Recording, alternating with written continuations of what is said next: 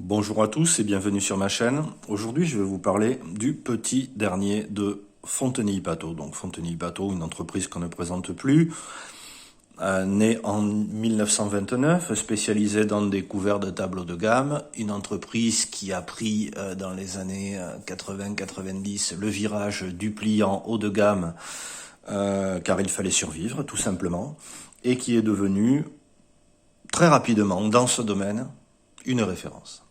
En particulier pour ses layoles, mais aussi pour le dynamisme de ses tiers, et plus largement pour toute sa gamme de modèles avec des fournitures spécifiques qui, jusqu'à présent, ont été développées par le 2 fois meilleur ouvrier de France, Robert Bayonnet. C'est une garantie de qualité. On peut trouver dans les modèles les plus connus par rapport à ce que j'évoque le layol dit nature, qui est équipé d'une pompe arrière, qui est un appareil, qui est un couteau d'une très grande sécurité et d'un très grand agrément d'utilisation. Un pur bonheur, mais je l'ai déjà présenté. Aujourd'hui, ce dont je vais vous parler, c'est donc du petit dernier, le Thiers Advance. Bon, toujours avec son étui en cuir très souple et extrêmement qualitatif.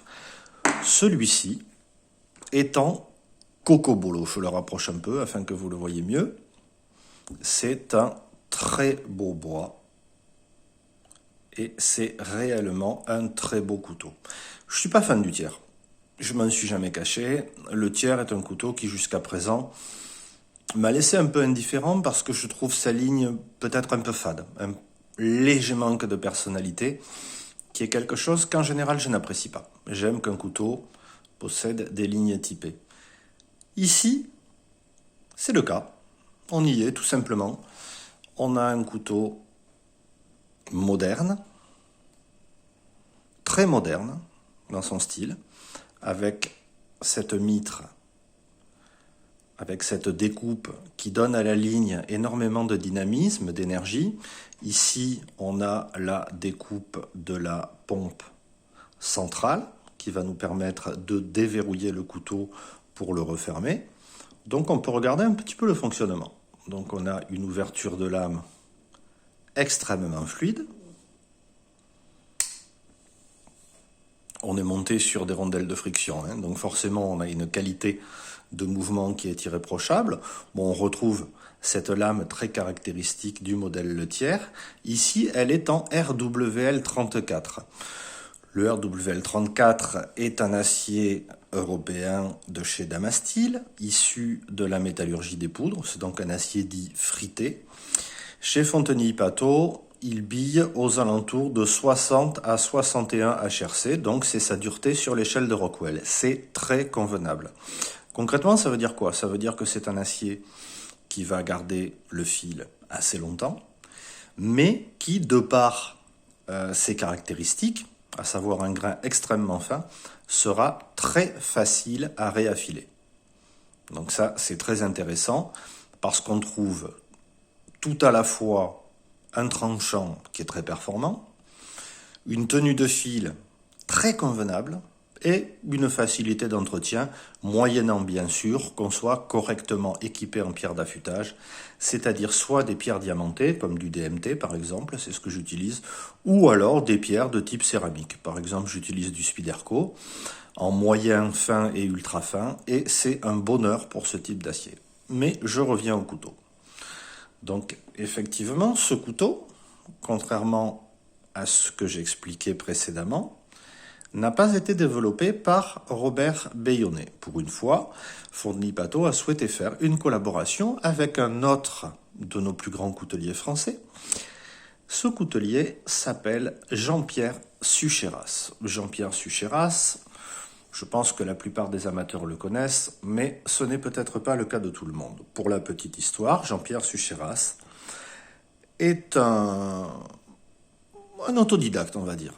La coutellerie n'est pas son premier métier, c'est un grand passionné, et c'est quelqu'un qui a obtenu un titre de meilleur ouvrier de France en coutellerie en catégorie couteau de poche en 2004, et qui a obtenu en 2007 un second titre de meilleur ouvrier de France en coutellerie, cette fois-ci en catégorie couteau de chasse.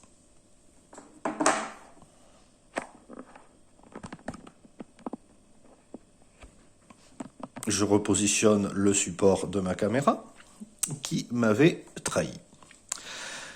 Je reviens donc à ce couteau.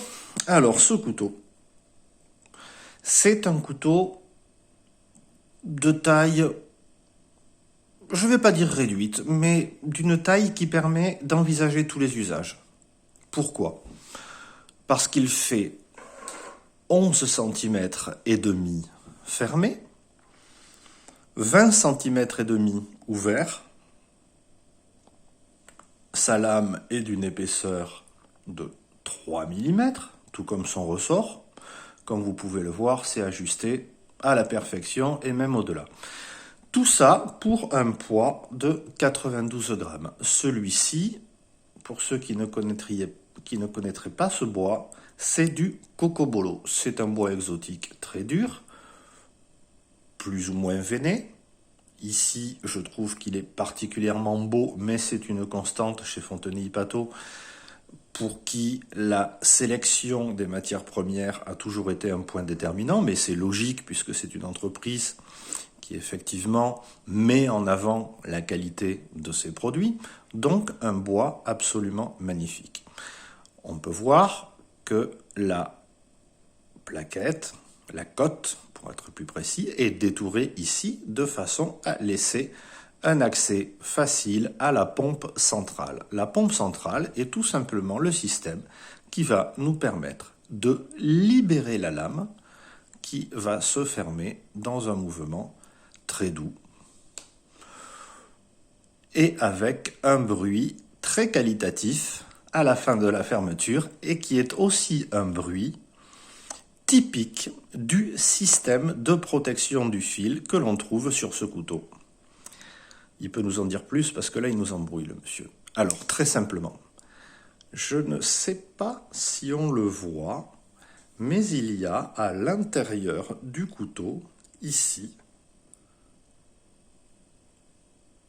comme une tige métallique à l'intérieur qui relie les deux platines. C'est ce qu'on appelle une butée fixe. Mais ça sert à quoi? Très simplement, ça sert à ce que, une fois qu'on a fermé la lame,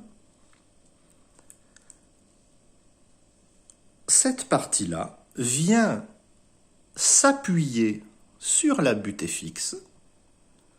Ça veut dire que la lame ne peut pas aller plus loin. Concrètement, le fil est protégé puisque le fil de la lame ne touchera jamais l'intérieur du ressort, ce qui signifie que le couteau restera en permanence parfaitement affûté et qu'il n'y a aucun risque d'abîmer le fil en refermant le couteau de façon un peu rapide, un peu intempestive, comme certains d'entre vous peuvent apprécier de le faire. Bon, je reviens à ce couteau. Donc, je le disais précédemment, la lame est en RWL 34. Le RWL 34 est un acier assez haut de gamme, est un acier haute performance. Voilà. C'est un des aciers les plus prisés des amateurs à l'heure actuelle. Il y a effectivement un phénomène de mode autour de cet acier, mais il faut lui rendre justice. Les qualités qu'on lui attribue sont absolument réelles. Donc, chez Fontenay-Ipato, pour revenir à ce Tier Advance, et je vous mettrai les coordonnées en commentaire de la vidéo, ce Tier Advance est proposé avec 3 types d'acier. Le tout premier, l'entrée de gamme, c'est celui-ci, le fameux RWL 34. À un deuxième niveau de gamme, ce couteau va être proposé avec un acier qui est un sandwich.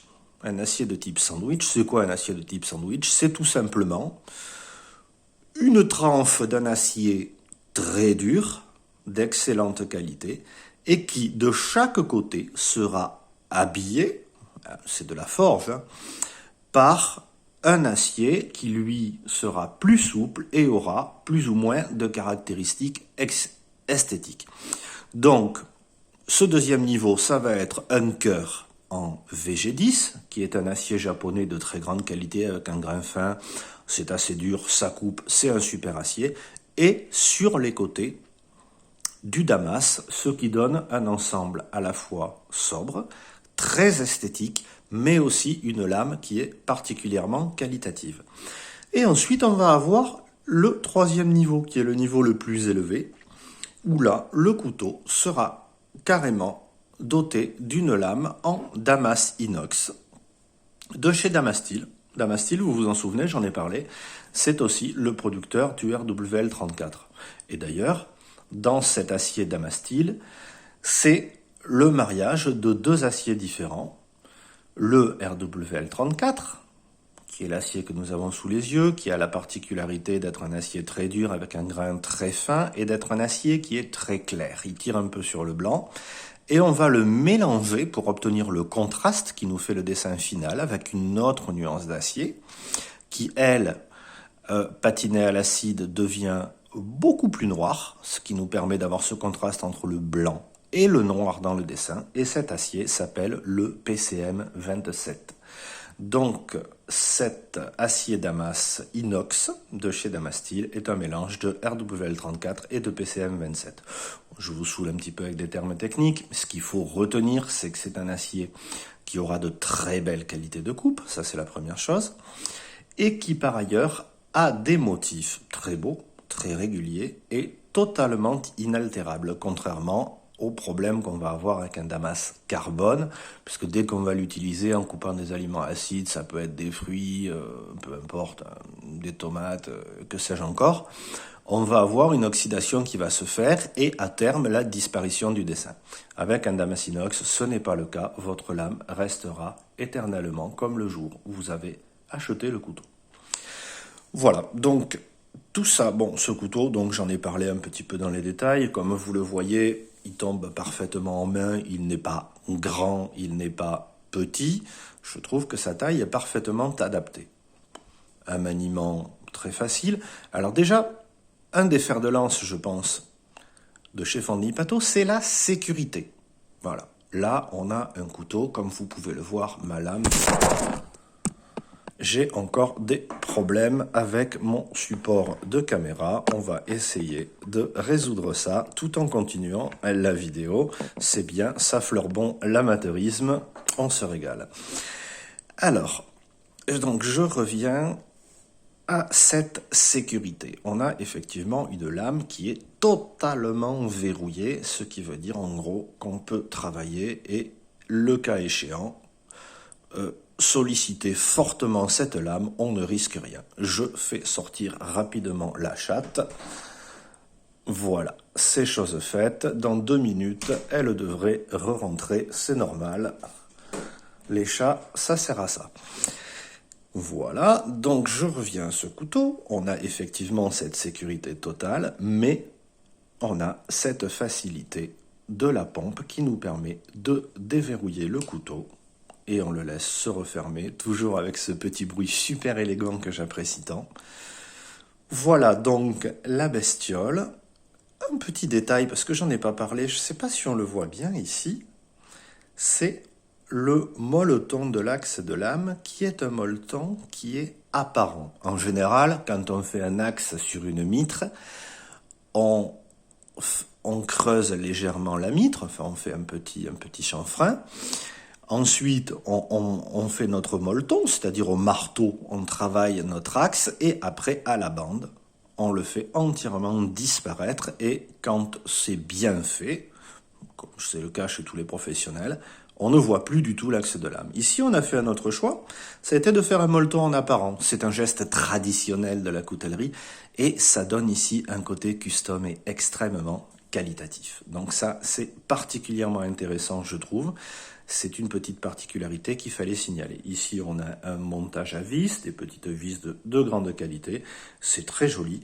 Une autre particularité de ce couteau, parce que j'en ai pas parlé et pourtant elle saute aux yeux, il ne possède pas de guillochage. Alors, c'est vrai que ça peut a priori surprendre, Fontenay Pateau étant considéré comme une entreprise de prédilection pour les amateurs de guillochage, puisqu'ils sont toujours hyper aboutis, toujours extrêmement soignés, du meilleur goût et avec une capacité à se renouveler qui est assez bluffante. On le voit bien ici, et encore celui-ci n'est pas un modèle d'exception, mais pour autant, on a déjà un couteau extrêmement travaillé avec une maîtrise qui fait envie. Comme vous pouvez le voir, tout est magnifique sur ce couteau, y compris l'abeille.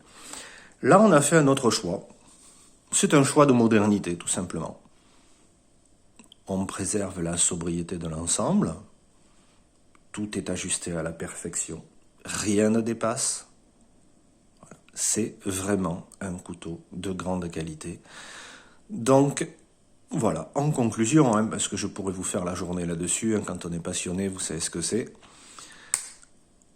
En conclusion, je pense que c'est un couteau qui mérite amplement votre intérêt. Il est beau, il est moderne, il est d'une conception absolument remarquable. Une signature de choix, le tiers par Fontenay-Pateau. En fait, on a toujours ça sur un tiers. Le tiers, avec le R dans son cercle, qui nous signifie que c'est une marque déposée. On le sait, le tiers est un modèle qui a été déposé. Déposé au niveau français à l'INPI et déposé au niveau européen aussi. Ça veut dire concrètement que c'est un modèle qui ne peut être fait que à tiers. Avant d'être autorisé à faire du tiers, il faut soumettre chaque modèle à une jurande. Et ces gens-là vont examiner le modèle et vont regarder et s'assurer de sa conformité avec les canons esthétiques du modèle. Les canons esthétiques du modèle, c'est tout simplement cette ligne supérieure, voilà, qui est jetée comme d'un trait, et cette ligne inférieure avec la lame qui revient comme ça. Une fois qu'on a tout ça, on peut se permettre toutes les variations possibles. On peut avoir du cran forcé, on peut avoir de la pompe arrière, comme on le voit déjà chez Fontenay-Pateau.